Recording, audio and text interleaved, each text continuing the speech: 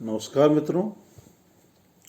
आज हम चर्चा कर रहे हैं बीए भाग तृतीय थर्ड ईयर महाराजा गंगा सिंह विश्वविद्यालय और बीए भाग प्रथम राजस्थान विश्वविद्यालय में भारतीय समाज की, जो कि सेकंड पेपर है दोनों में ही।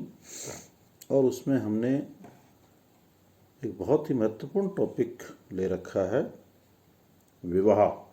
और विवाह के परिप्रेक्ष्य में मेरी आपसे ये 5वीं मुलाकात है। हम बात कर रहे हैं विवाह के भेद या प्रकारों की, टाइप्स के। हमने बात की एकल विवाह की, हमने बात की बहुविवाह के रूप में बहुपत्नी विवाह की, और अब हम बात करेंगे बहुपति विवाह की। अब हम बात करेंगे बहुपत्नी विवाह की। बहुपत्नी विवाह का पहले हम सामान्य अर्थ समझ लें। बहुविवाह का एक रूप बहुपत्नी विवाह भी है, जिसमें एक पुरुष एकाधिक स्त्रियों से विवाह करता है। इसी पे और ज़्यादा प्रकाश डालते हुए के.एम. कापड़िया का कहते हैं कि भारत में बहुपत्नी विवाह का प्रचलन वैदिक युग से वर्तमान समय तक प्रचलित रहा है। अल्टेकर कहते हैं कि बहुपत्नी प्रथा धनी, शासक एवं अभिजात वर्ग के लोगों में सामान्य थी। बहुपत्नी विवाह के भी दो रूप पाए जाते हैं। पहला है सीमित और दूसरा है असीमित। सीमित बहुपत्नी प्रथा में एक स्त्री के मरने पर ही दूसरी स्त्री से विवाह किया जाता है, जबकि असीमित बहुपत्नित्व में स्त्री के बांझ होने पर या अपनी प्रतिष्ठा बढ़ाने के लिए पुरुष एकाधिक स्त्रियों से विवाह करता है। अब हम बात करें बहुपत्नी विवाह के कारणों की, तो उनमें पहला और महत्वपूर्ण कारण है कि पुत्र प्राप्ति के लिए। हिंदुओं में पुत्र का धार्मिक महत्व है, वही मृत माता पिता के लिए पिंडदान एवं तर्पण करता है। अतः एक स्त्री के कोई संतान अथवा पुत्र न होने पर दूसरी स्त्री से विवाह किया जाता है। दूसरा है आर्थिक कारक। भारत में उन जनजातियों को जो पहाड़ी भागों में रहती है, जीवन यापन के लिए प्रकृति से कठोर संघर्ष करना पड़ता है। विषम भौगोलिक परिस्थितियां होने पर आर्थिक आवश्यकताओं की पूर्ति परिवार के कई सदस्यों के सहयोग से ही संभव हो पाती है। परिवार में अधिक स्त्रियां होने पर उन्हें खेतों में काम पर एवं गृह उद्योगों में लगाकर उनका आर्थिक सहयोग प्राप्त किया जाता है। तीसरा है सामाजिक प्रतिष्ठा। धनवान, जमींदार, ऐश्वर्यशाली व्यक्ति अधिक पत्नियां इसलिए रखते हैं कि उससे उनकी सामाजिक प्रतिष्ठा बढ़ती है। मुस्लिम शासक हरम और क्षत्रिय राजा कई रानियों एवं बांदियां रखते थे। अगला है लिंग असमानता। बहुपत्नित्व का एक कारण समाज में पुरुषों की तुलना में स्त्रियों का अधिक होना। शिकार, युद्ध एवं आर्थिक साहसिक कार्यों में स्त्रियों की तुलना में पुरुषों के मरने के अधिक अवसर होते हैं। इससे पुरुषों की संख्या घट जाती है और बहुपत्नित्व पनपता है। नेक्स्ट है काम वासना एवं यौन अनुभव। पुरुषों में काम वासना की अधिकता एवं नवीन यौन अनुभव की इच्छा ने भी बहुपत्नित्व को जन्म दिया। नेक्स्ट है साली विवाह। जिन समाजों में साली विवाह का शाली विवाह की प्रथा का प्रचलन है, वहाँ प्रथा के रूप में एक व्यक्ति को अपनी पत्नी की सभी बहनों से विवाह करना पड़ता है। अगला है देवर विवाह। कुछ समाजों में देवर विवाह का प्रचलन है, अतः जब एक भाई की मृत्यु हो जाती है तो उसकी विधवा स्त्री से दूसरा भाई विवाह कर लेता है। इससे जीवित भाई की पत्नियों की संख्या बढ़ जाती है। अगला है युद्ध एवं आक्रमण। युद्ध एवं आक्रमण के समय भी स्त्रियों को अपहरण करके लाया और उनके विवाह कर लिया जाता है। और अंतिम है, कई जनजातियों में घर की उचित देखरेख एवं बच्चों के समुचित पालन पोषण के लिए एक से अधिक पत्नियां रखना अच्छा माना जाता है।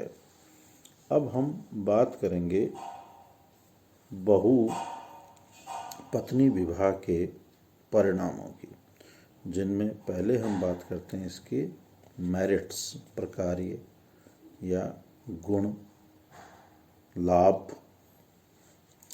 बहुपत्नित्व के कारण कामी पुरुषों की यौन इच्छाएं परिवार में ही पूरी हो जाती है, अतः समाज में भ्रष्टाचार एवं अनैतिकता की वृद्धि नहीं हो पाती। नेक्स्ट, परिवार में अनेक स्त्रियां होने पर बच्चों का पालन पोषण एवं घर की देख रेख सरलता से हो जाती है। तीसरा है, इससे परिवार की आर्थिक आवश्यकताओं की पूर्ति सुगमता से हो जाती है। नेक्स्ट है, किसी समाज में पुरुषों की तुलना में स्त्रियों की अधिकता हो और एक विवाह का पालन किया जाता है तो ऐसी दशा में कई स्त्रियों को विवाह से वंचित रहना पड़ेगा। विवाह के अभाव में उनमें कई विकार पैदा हो सकते हैं। बहुपत्नी विवाह के कारण ऐसे समाजों में स्त्रियों को विवाह से वंचित रहना पड़ता है। अगला है, बहुपत्नी विवाह समाज में अधिकांशतः धनी एवं समृद्ध लोगों में पाई जाती है, अतः ऐसे विवाह से उत्पन्न संतानें शारीरिक एवं मानसिक दृष्टि से संपन्न होती है। अब बात करेंगे हम इसकी डिमेरिट्स, इससे क्या क्या हानियाँ या समाज में दोष समस्याएं पैदा हुई। पहला है, बहुपत्नी विवाह के कारण परिवार में संघर्ष, ईर्ष्या, वैमनस्य का वातावरण उत्पन्न होता है। स्त्रियां परस्पर छोटी छोटी बातों को लेकर झगड़ती है, इससे परिवार की सुख शांति समाप्त हो जाती है। अगला है, कई पत्नियां होने पर परिवार में संतानों की संख्या बढ़ जाती है। अधिक संतानों की शिक्षा, दीक्षा एवं देखभाल करना प्रायः कठिन होता है। अगला है, ऐसे विवाहों के कारण स्त्रियों की सामाजिक प्रतिष्ठा गिर जाती है और उनका शोषण होता है। वर्तमान में बहुपत्नित्व के स्थान पर एक विवाह के नियम को स्वीकार किया गया है। नेक्स्ट है, इसी का बहु विवाह का ही स्वरूप है द्विपत्नी विवाह। बहु विवाह का एक रूप द्विपत्नी विवाह भी है। इस प्रकार के विवाह में एक पुरुष का एक साथ दो स्त्रियों से विवाह किया जाता है। कई बार पहली स्त्री के संतान न होने पर दूसरा विवाह कर लिया जाता है। ऑरेंगन तथा एस्किमो जनजातियों में यह प्रथा प्रचलित है। भारत में भी दक्षिण की कुछ जनजातियों में यह प्रथा पाई जाती है, किंतु वर्तमान में ऐसे विवाहों पर कानूनी रोक लगा दी गई है।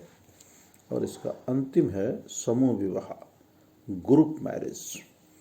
समूह विवाह में पुरुषों का एक समूह स्त्रियों के एक समूह से विवाह करता है और समूह का प्रत्येक पुरुष समूह की प्रत्येक स्त्री का पति होता है। परिवार और विवाह की प्रारंभिक अवस्था में यह स्थिति रही होगी, ऐसी उद्विकासवादियों की धारणा है। यह प्रथा ऑस्ट्रेलिया की जनजातियों में पाई जाती है, जहां एक कुल की सभी लड़कियां दूसरे कुल की भावी पत्नियां समझी जाती है। वेस्टरमॉक का मत है कि ऐसे विवाह तिब्बत, भारत एवं श्रीलंका के बहुपत्नित्व वाले समाजों में पाए जाते हैं। बहुपत्नी या बहुपति विवाह समाजों में आर्थिक स्थिति में सुधार होने पर पुरुष एकाधिक स्त्रियां रखते हैं तथा बहुपति विवाह समूह विवाह का ही रूप ले लेता है। टोडा लोगों में बहुपत्नित्व एवं बहुपत्नित्व का सम्मिश्रण हो रहा है, क्योंकि उन्हें बालिका वध की प्रथा त्याग दी है, अतः उनमें स्त्रियों की संख्या बढ़ रही है। यदि हम समूह विवाह का प्रयोग इस अर्थ में करते हैं जो यह सूचित करता है कि समूह का प्रत्येक पुरुष दूसरे समूह के प्रत्येक स्त्री का पति हो तथा उत्पन्न संतानों को भी संपूर्ण समूह की संतान समझा जाता हो, तो इस प्रकार के विवाह के उदाहरण विश्व में कहीं नहीं है। ये हमने बात की समूह विवाह की। अब हम कल बात करेंगे हिंदू विवाह के स्वरूप। जो 8 प्रकार के हिंदू विवाह बताए गए हैं उनकी हम कल चर्चा करेंगे। हर बार प्रत्येक वीडियो के अंत में मेरी आपसे यही सलाह सुझाव रहता है, आप स्वस्थ रहें, प्रसन्नचित रहें। ये जो आपको वीडियोस, ये कंटेंट्स, PDF नोट्स व्हाट्सएप के माध्यम से, यूट्यूब के माध्यम से जो मिल रहे हैं, इन्हें आप ज़्यादा से ज़्यादा अवलोकन करें, नोट्स बनाएं। और आपके वे मित्र जिनके पास किन्हीं कारणों से ये अध्ययन सामग्री नहीं मिल पा रही है, उनको भी आप ये पहुंचाएं, उन्हें भी प्रेरित करें। और इन वीडियोस को आप लाइक करें, सब्सक्राइब करें, आपकी समस्या जिज्ञासा के संदर्भ में कमेंट्स करें। और सबसे महत्वपूर्ण है आप स्वस्थ रहें, प्रसन्नचित रहें। और इस संकट काल के समय में जो सरकार की जो समय समय पर गाइडलाइंस आ रही है, उनकी कठोरता से अनुपालना करें और समाज के अन्य लोगों को भी उन्हीं के अनुसार जीवन यापन करने के लिए प्रेरित करें। यही सद्भाव कि आप स्वस्थ होंगे, प्रसन्नचित होंगे, अध्ययन अध्यापन में संलग्न होंगे। इन्हीं भावों के साथ आप सभी का आभार, धन्यवाद और आप सभी को